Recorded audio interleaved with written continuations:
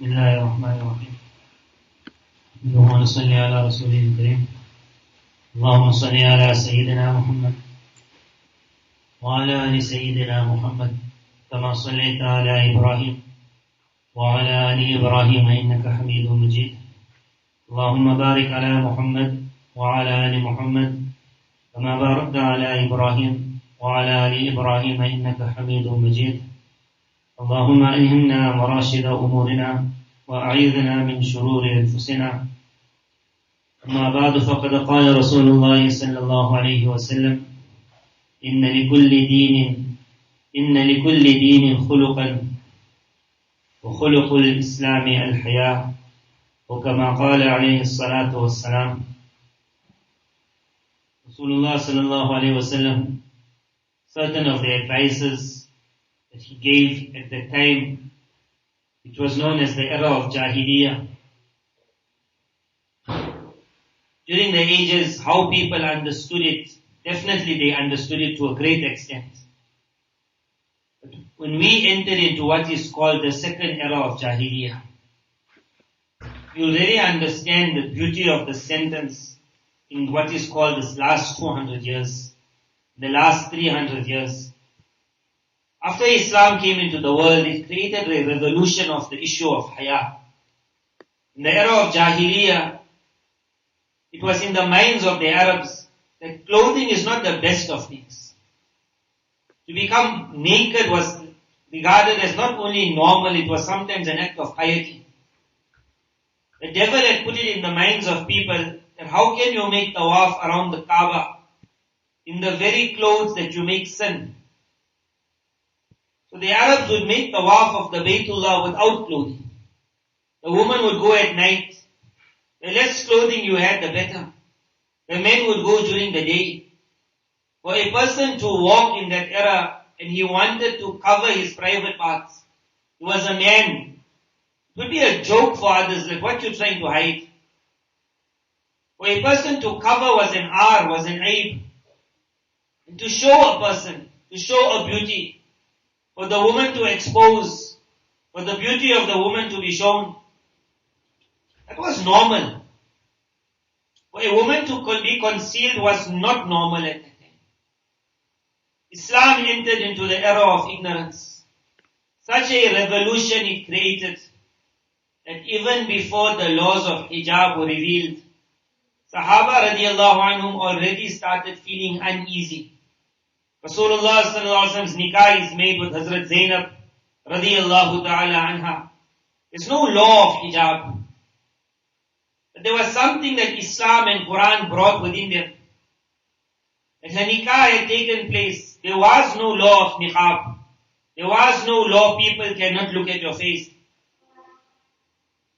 Something was in her that in front of that people, she just realized, I married the Nabi of Allah. So because people were in the house, Nabi Sallallahu Alaihi Wasallam was waiting for them to leave the house, but they're not leaving. They are still talking. No one was looking at her face. But there was an inside haya in her, which made her go to the wall and face the wall. There was no law at that time. Nothing pushed her to do that except this. وَخُلُقُ الْإِسْلَامِ الْحَيَاءِ. That every nation had a certain trait. But the unique trait of Islam was going to be the creating of the concept of haya. Even if there was no law for it, the one who would be reading Quran would get it naturally. Seeing Hazrat Zainab radiallahu anha looking at that wall, Allah Ta'ala revealed ayat. Nabi sallallahu alayhi wasallam, just after the verse was then revealed, the young Sahabi, his khadim came, Nabi sallallahu alayhi wasallam put a curtain. He said, you must not go on that side, my wife is there. The laws of hijab started. But even before the law, what pushed her to go and look at the wall? There was no law that said to Sahaba radiallahu anhum, when you will go for istinja, then don't just remove your lower garment, but try and crouch, try and close your body. Allah Ta'ala had to reveal to Sahaba radiallahu anhum that the demands of haya will reach certain limits you will not manage. أَلَا إِنَّهُمْ يَثْنُونَ صُدُورَهُمْ لِيَسْتَخْفُوا مِنْ. Almighty Allah had to say to Sahaba radiallahu anhu, hold it now. You can't overdo it. They were feeling hard to go for istinja. At the time, finally, when they are crouching, they are pressing their stomach together. The body must not be seen naked. How can I stand naked in front of my Allah? They were then told that remember, in front of Allah, even if you have clothing on, nothing is hidden from Allah. On that, later on in life, someone said to a pious person that what is this thing that I mustn't walk around naked? Because by my Allah, whether I got clothing on or I don't have clothing, it's the same. So the pious man said to him that nothing is hidden from Allah. Allah sees you through your clothing. He said, however, Haya is wajib on you for Allah. It got nothing to do whether you can be seen or not. You are the servant of Allah. You must feel shame. You must do what you have to do. Haya. Islam made such a condition that if there was a meaning of modesty, it was only then for the woman, not for the men. How can a man be shy? Shy man, you will call him a sissy. You will call him a girl. Nabi sallallahu alaihi wasallam walked past. Some Sahaba were telling their brother, you can't be so shy. Sometimes you get a boy who's shy. He wants to propose to a certain family. He's too shy. He's telling somebody else, I don't know how I'll answer. I don't know how I'll look. They start laughing at him. How shy are you going to be? As they were saying this, Nabi sallallahu alaihi wasallam passed, وَهُوَ يَعِذُهُ عَلَى الْحَيَاءِ. They were advising him that don't be so shy. Nabi sallallahu alaihi wasallam said, leave him. Leave him because Haya is a major branch of Iman. When men got more Haya, Allah's Nabi sallallahu alaihi wasallam got more happy. Nabi sallallahu alaihi wasallam himself was described so full of Haya that it would remind the people of a girl who just got married. She has been put in that certain place waiting for her husband to come. It is that first meeting, she's so shy. Said when you would see Rasulullah sallallahu alaihi wasallam, it would remind us of that. Usman radiallahu anhu's level of Haya, Nabi sallallahu alaihi wasallam said, now even the angels are shy of him. Islam pushed to a very high level Haya. And the whole world came onto it. If niqab never come onto every woman, but scarf came on. The hands were covered, the legs were covered. There were those people who could not let their finger be exposed. They put on gloves. There were those who would not manage with two eyes exposed. They wanted only one eye. The meaning of the jilbab is different manners to cover yourself completely. Some Sahaba radiallahu anhu said you only need one eye exposed. Others said that even having two eyes exposed is not a problem as long as your body is covered well. Islam changed things. The entire dressing of mankind changed. And then life carried on. During those good years, if you had to mention this narration, وَخُلُقُ الْإِسْلَامِ الْحَيَاءِ, the trait of Islam is Haya, it would have been said obvious. Look at all the Muslim women. You will not see a single woman walking towards the men. It was natural. If a man was walking, the woman would just walk on the other side. If a woman never had the niqab on also and a man came in front, the woman would look down immediately. If the man would speak, the woman would not answer, her husband would answer. These were natural traits within the entire world. It not only hit the Muslim world, to a great extent even in the Christian world. Because of the teachings of the Bible, Haya was created. For years and years, a Christian girl would never have relations out of marriage. She'll find a boy. You will understand even if it takes 4 years to get married. Sometimes they would say the king will make our nikah. Waiting for the king to come and make that marriage. That boy and girl would never get together. No girl would walk out of the house with her hair covered, uncovered. Even in the Christian world. If that was their Haya, I want you to think what was the Haya of the Muslim world. During that time to understand this وَخُلُقُ الْإِسْلَامِ الْحَيَاءِ, it was like obvious. And then came what we call the modern era. It began in the world of Europe. First the church had to be collapsed. First the Haya which was in the Christians had to be removed. And then the same policies which they used in their lands, and they reached a level of success which perhaps they never dreamt about. The level of success where they took that Christian world from a level that they would never leave their house without their hair covered. It brought them to the level that for them to walk around naked, stark naked, was not only normal, it was an honor.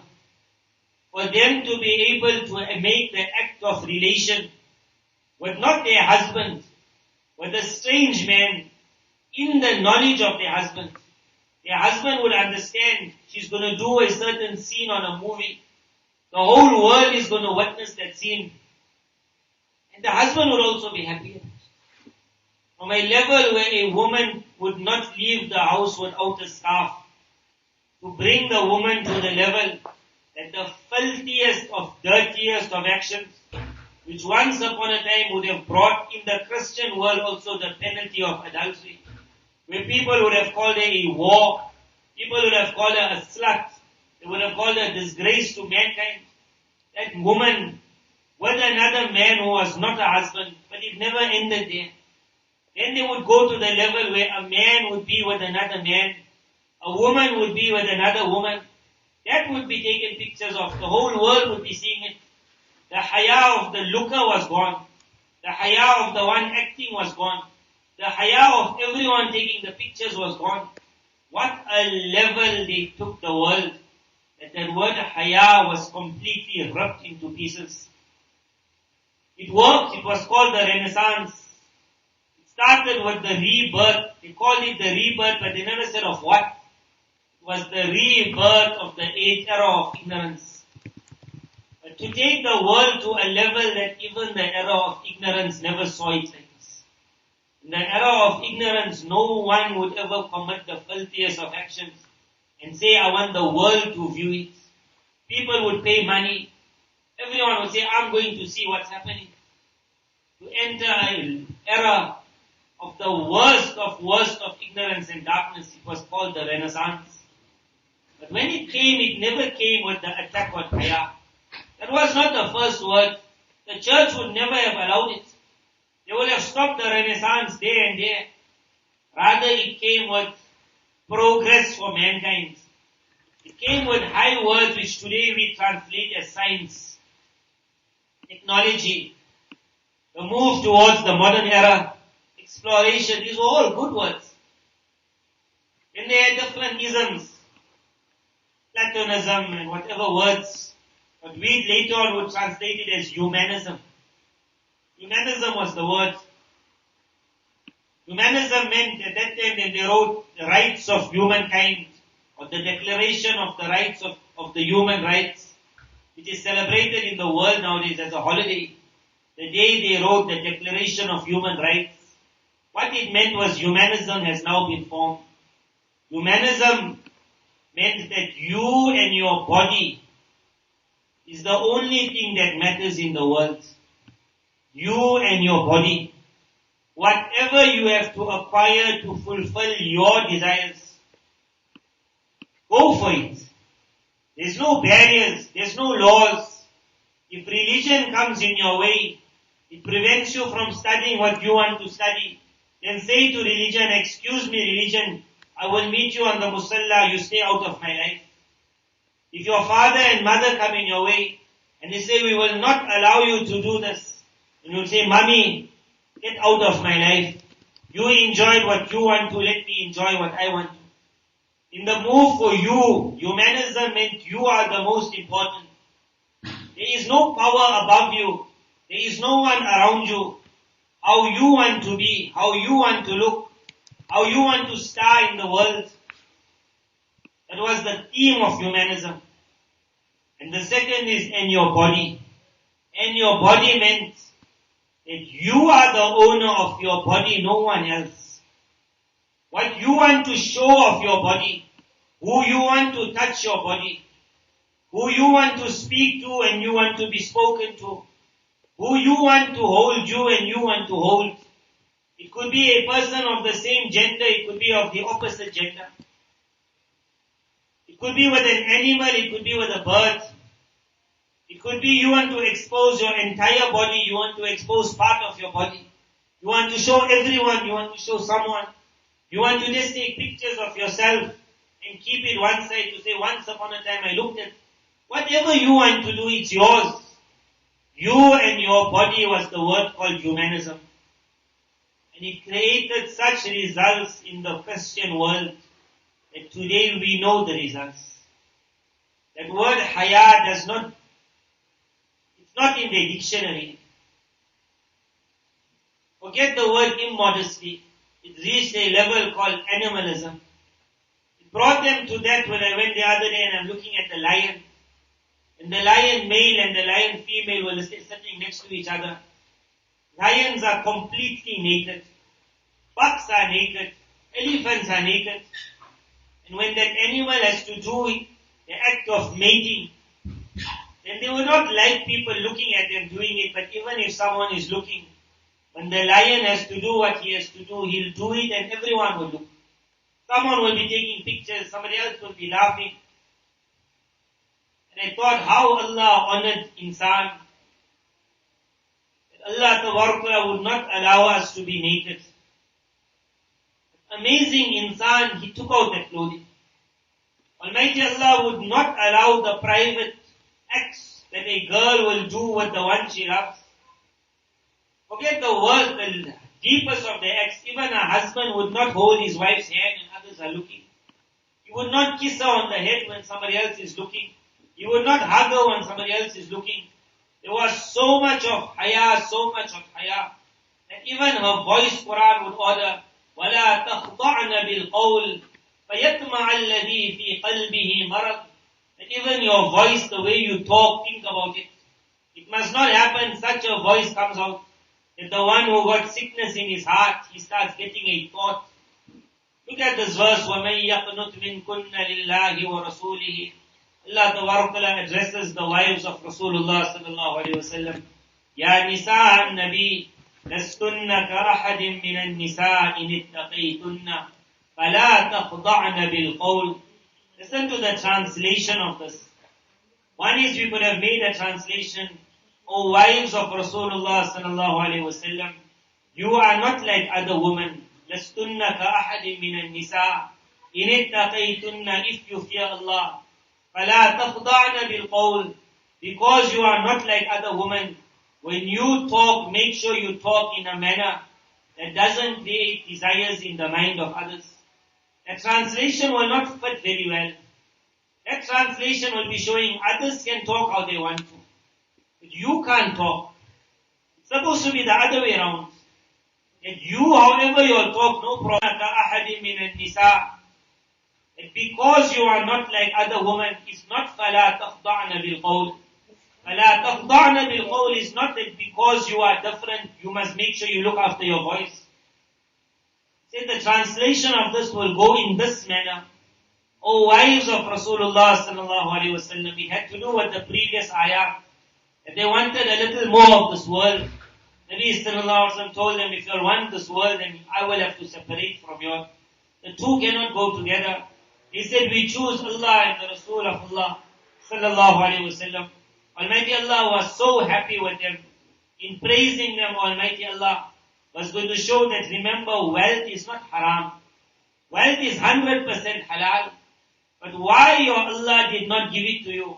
He said, Ya Nisa an-Nabi, لَسْتُنَّ كَأَحَدٍ مِّنَ النِّسَاءِ. You all are not like other women.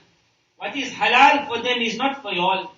You all are different. In it, as long as you have one quality, the quality of taqwa, you all are on a very high pedestal. Your every action is double. Your uniqueness in the eyes of Allah. A dunya which is halal, but for you Allah would not make it halal. You are unique. You are pure. You are amazing.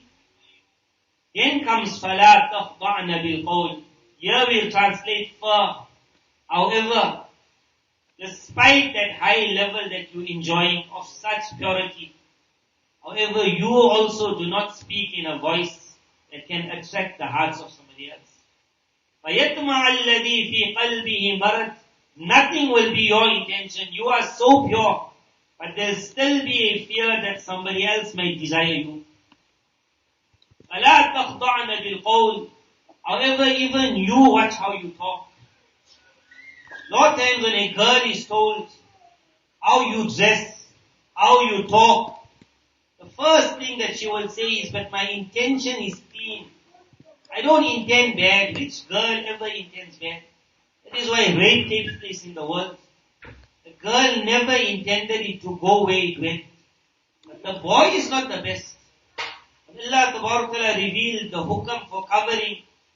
How amazing Almighty Allah made it. He says, O Allah's Nabi, قُلْ لِأَزْوَاجِكَ وَبَنَاتِكَ وَنِسَاءِ الْمُؤْمِنِينَ يُدْنِينَ عَلَيْهِنَّ مِنْ جَلَابِيبِهِنَّ. Tell them to drop something over themselves. We call it a jilbab. Now what was the reason? Allah Ta'ala says, ذَلِكَ أَدْنَا إِن يُعْرَفْنَا فَلَا يُؤْذَيْنَ. By her doing this, it will give a message to the world outside. يُعْرَفْنَا means her purity must be recognized. You cannot keep your purity in your heart. You have to make a show of your purity. The person outside must understand this girl is pure. فَلَا يُؤْذَيْنَ. Only then he will not harm you. What does it mean you are pure?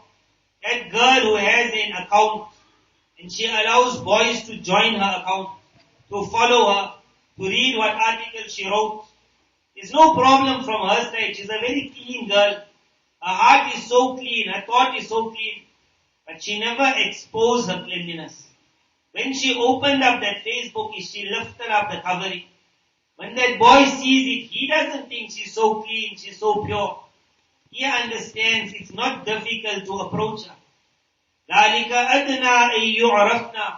The demand of this verse was, O woman of this world, O people of this ummah, I want you to put such a covering over yourself that even if someone wishes to approach, you will see that covering and you will say that this is not the person to approach. ذَلِكَ أَدْنَا إِن يُعْرَفْ فَلَا يُؤْذَيْنَ. When someone will approach, that's when harm will come after. That is when a boy starts messing around with a girl. That's when a boy says, will you not send me a picture of you? That's when the girl really believes him after. And she does send a picture. And no boy is faithful. He doesn't want to marry the girl. For him it's a game. When he's finished with the game, he'll send that picture to so many of his friends. In the Western world, how many girls kill themselves after their pictures of their naked body was spread to everyone in the school. She gave it to the one she trusted. Almighty Allah, look at this verse. ذَلِكَ أَدْنَا إِن يُعْرَفْنَا. I want you to be covered. Not because you are a bad person. But there are people around you who must get the message that I am not approachable. فَلَا يُؤْذَيْنَ. It is not only a jilbab. It is an environment that you create around. Who got your WhatsApp number? Who can come onto your Facebook? Who do you contact with? Who sees your messages? And Haya got no limits. There was a time when the limits of Haya went higher, higher, higher. At that time, people would find it hard if another man would take their wife's name by name.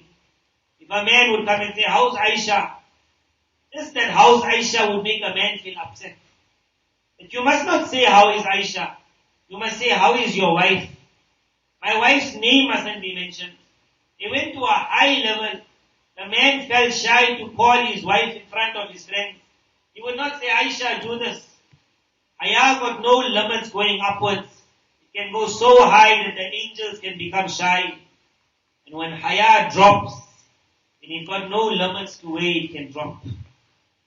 After the Renaissance did its work in the Christian world, it was not the end. Now the target was the Muslim world. This wording, وَخُلُقُ الْإِسْلَامِ الْحَيَا, was unique. That every nation, every madhab had a trait. The trait of Iman is Haya. They will never reach where they wanted to reach. But the Muslim world, they want it. When they're having these concerts, And they take pictures of how many attended. And it's a thrill for them that now they're getting right next to the Kaaba. Right next to the Kaaba, a top concert. It's a thrill for them to take a picture of that Arab girl. And that girl who's supposed to be fully covered. A girl of the Quran. A girl close to Medina, Makkah, Mukarramah. A girl in the lands of Hijaz. When Nabi Sallallahu Alaihi Wasallam once said, أَخْرِجُ الْيَهُودَ وَالنَّصَارَى مِنْ جَزِيرَةِ الْعَرَبِ. Forget their custom, there must be no Christian, no Jew in these lands. In that very land, they not only brought the Jew and the Christian, they brought the entire Satanism in it. When that Arab girl dances, when her body is shown, when a movie is going to take place, if they can get one Muslim girl, it will thrill them so much that the Renaissance in the Arab world has started. After the Renaissance did its job in the Western world, it started in the Arabian world. It started in the year perhaps about 1800, so about 200 years now. It started in Egypt and then it spread to all the Arab lands which were controlled by Turkey. They couldn't call it Renaissance. They gave it two names. One was Ba'ath. We have Ba'ath, meaning Yawmul Qiyamah is called Ba'ath, resurrection. They call it the Ba'ath. We haven't heard the word Ba'ath, we heard the word Ba'ath. Ba'ath party is a famous party. Ba'ath is the spelling of Ba'ath. B-A-A-T-H.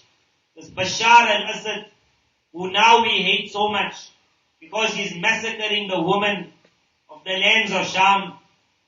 His father was among the senior members of the Ba'ath. Now you can understand what was the Arabic Renaissance. When the Arabian Renaissance started, the second name was the Nahda. We will stand up again. When they stood up, in the Muslim world, the Khilafat collapsed. In the lands of Arabia, in the lands of the Balkans, in the lands of Bosnia, in lands where the scarf never separated from the head of a believing woman. Today you visit those lands, you will not find a scarf on the head of any believing woman. Muslim lands constitution became, if you're working, you cannot wear a scarf. The niqab was forgotten. The scarf was called niqab. The scarf was banned. You cannot wear a niqab, meaning scarf, if you are a worker, if you are a doctor, if you are a politician, if you are anything. Any woman walking with a scarf, see how it changed. In Turkey, if they found any woman walking with a scarf, they would call that woman a prostitute. How they changed the entire thing. What was a prostitute? What became a prostitute? Good woman felt, I can't wear this anymore. And what led in the end, when we visited Turkey, you would never think this is a Muslim girl in front of you. You would see nothing but European. As the hot days would come, the clothes would become less. What would happen at night in the bars? This was the center of the Khilafat. It was supposed to go even worse. Hollywood was supposed to hit all of us. Every girl was supposed to be naked on the roads. There was no niqab. There was no jilbab.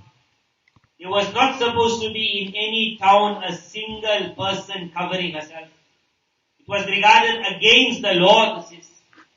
You are making the attack against the Renaissance. If we find you, we'll kill you. And at one time they really did that.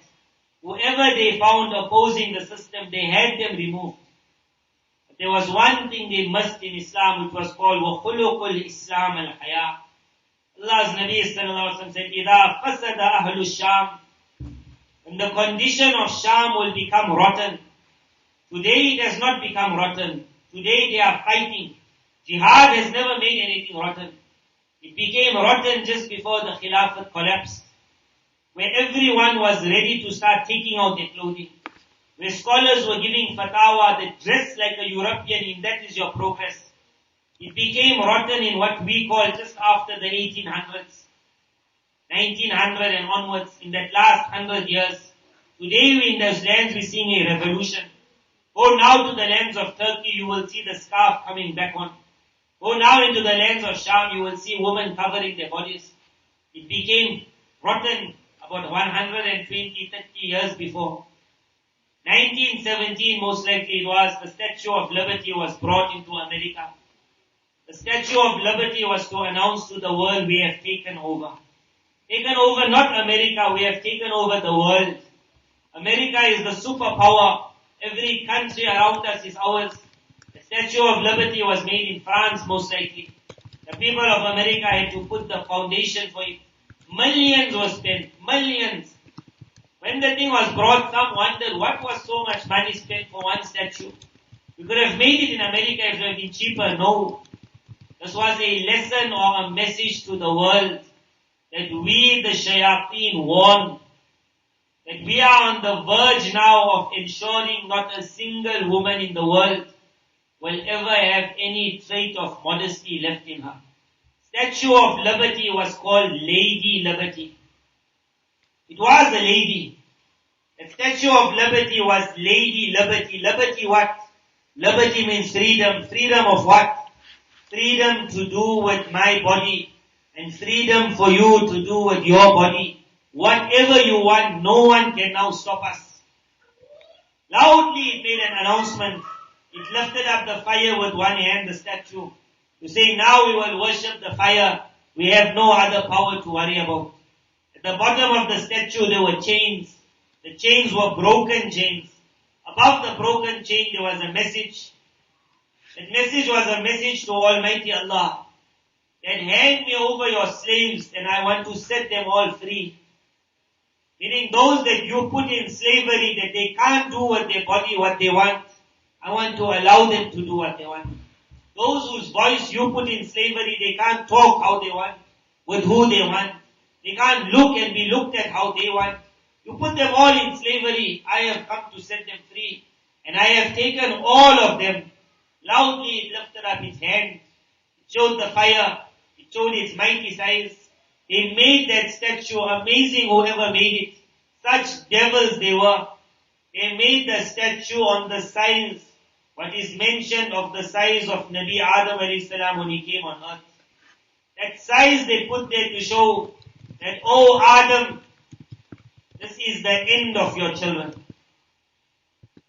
This is the end.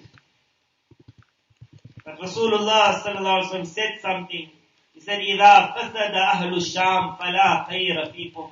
When Sham will become rotten, and it will settle in the Arabian world, and there is no goodness left. He said, but at that time also, وَلَا تَزَالُ طَائِفَةٌ مِّنْ أُمَّتِي.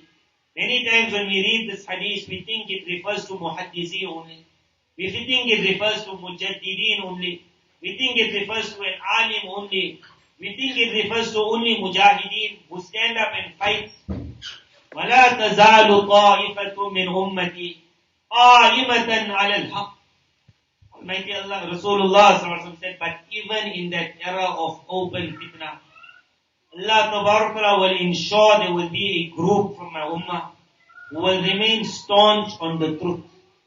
One group, besides the mujahideen, mufassirin, muhaddiseen, one group is that girl who says, where Haya is falling in the world, at that moment I will climb the step ladder of Haya.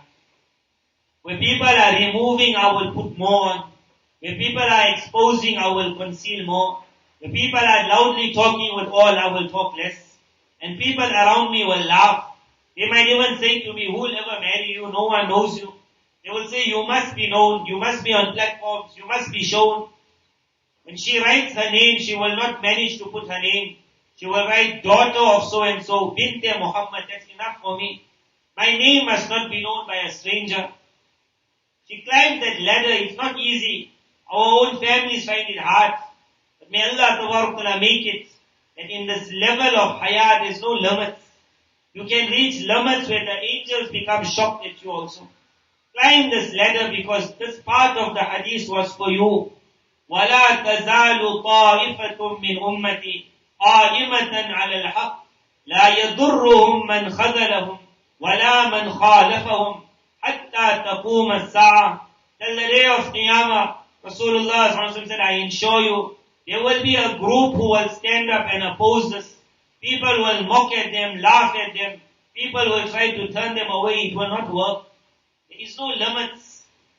You can do, and the one after you will do even more. الدال على الخير كفاعله. As you show it, the next one will do even more. If the mother puts on scarf, the daughter will put on the niqab. The daughter put on the niqab, the granddaughter will say, I want a full jilbab. I want to be covered like an appa although I'm a young girl. If the mother said, I don't want my name to be written, instead of Aisha, she put an A. Her daughter will say, why must the A be written? I'll just write the daughter of Muhammad, bint Muhammad. The granddaughter will say, why must I write bint Muhammad? I will put my husband's name on the dishes. People will understand family of and my husband's name is there. There's no limits in this. We are not saying it is farz. But when we oppose something, the law is in tug of war. You have to also pull your side to avoid being pulled over the other side. They are pulling very hard. They never thought they will find the time where one girl will walk on the streets in niqab. It was against the law of the Renaissance. But they missed the power of Islam. They missed this وَخُلُقُ الْإِسْلَامِ الْحَيَاءِ. That there is something that Quran will create within my ummah. It will make them feel from within, this is not right. They will feel shy. They'll go back on their account. They will see a boy replying. They will say, it's not right for a boy to be on a girl's account. Then they look at their group. They will say, females only. Why must a boy read my writing? Why must a boy read my messages? There was no face-to-face contact. They will feel shy if a boy looks at the eye. There's no limits on this haya. A blind sahabi comes in the presence of Rasulullah sallallahu alaihi wasallam. Nabi sallallahu alaihi wasallam says to his wives, go behind the niqab. They say, oh Allah's Nabi sallallahu alaihi wasallam, but he's blind, he cannot see us. No limits to haya. Nabi sallallahu alaihi wasallam said, afa'amyawani antuma. What about you all? Are you all blind? Real masala is a woman can look at a man. Otherwise, if you come to the house, how will the wife tell her husband who came? She has to know. She has to be able to look at the person and drop her eye immediately. Almighty Allah will say, وَقُلْ لِلْمُؤْمِنَاتِ يَغْضُضْنَ مِنْ أَبْصَارِهِنَّ. Say to the believing woman, they must also drop their eye. There's no limits to this issue called haya. The more hidden you are, the more you will shine in the world. The more hidden you are, the more unique. Going upwards this ladder, when the time of the demise of Sahabiyat radiyallahu anhunna came, one fikr would come in their mind, that in my life I never wanted to be shown. What about when I pass away? Hazrat Zainab radiyallahu anha, before her demise, she got that fikr. Nabi sallallahu alaihi wasallam hasn't given a command how they must bury her. The person has passed away, they will be buried. He never gave the command. It wasn't first. It was the desire of his daughter. And her friend said, I saw in one country, they create like a coffin, a box, and that box is then taken to the Qabristan. From that box then they take out the body. So on the journey to the Qabristan, you are not seen. It was not a law of Islam. It was the desire of the girls of Haya. When the time comes for the demise of Fatima radiallahu anha, she knows about the box already. That's the top idea, bring the body right to the grave. She got the figure from the grave when they putting my body into the grave. That's only that 5 minutes. In that 5 minutes, someone's eye will fall on my body. Abu Bakr radiallahu anhu's wife says, I saw in one country that they cover the grave also. It's a fantastic idea. They went to the height. None were commanded by Rasulullah sallallahu alaihi wasallam. It wasn't a first command. It wasn't a sunnah command.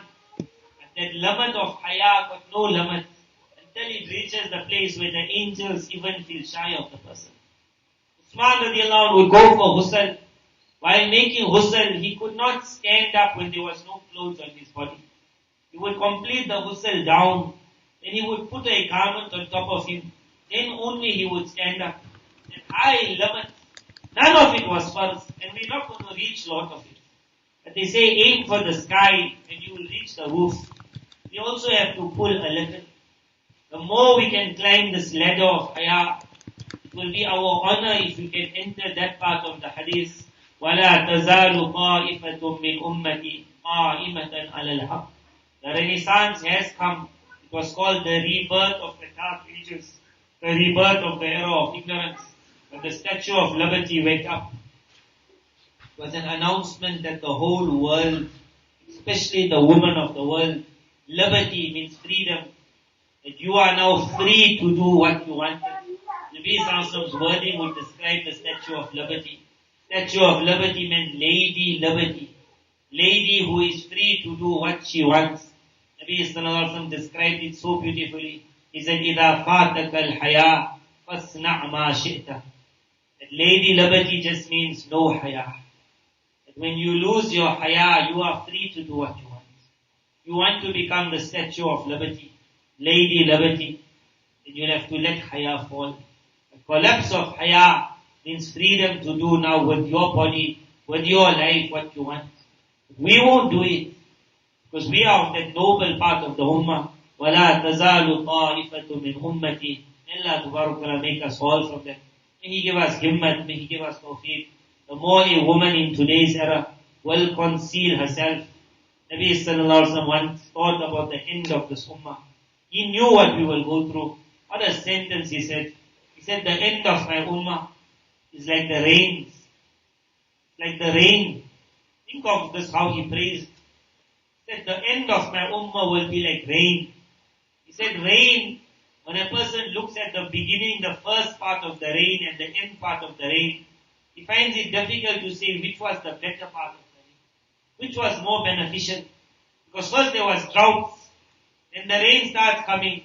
He says a man can't differentiate, was the first part better or the last part. There was no doubt at all, no one could match Sahaba radiallahu anhu. But for him to just say this here, at the end of my ummah, they are like the rain that you won't be able to pick up which part was the better part of it. It was like the highest levels of appreciating the sacrifices of the people of this age. And it will not be an easy thing. That you will enter into a mantle as though you made the mujahada of the first part of the ummah. Allah Ta'ala bless all of us. Bless our mothers, our sisters, our daughters. May Almighty Allah bless the men also and the women. Haya is not only for the men. It is a trait, unique trait of Islam. Inna likulli deenin khuluqan. Every madhab had their certain unique characteristics. Wa khuluqul islami al-haya. The one that will stand out in Islam is the trait called modesty. It is with this modesty that a person's iman will reach very high levels. His maqam in the eyes of Almighty Allah will be very elevated. The more a person goes into modesty, the more the angels show amazement. The more he grows in the love of Almighty Allah, Allah loves him. Everything got to do with modesty. And the attack of the shayateen, everything got to do with the removal of modesty.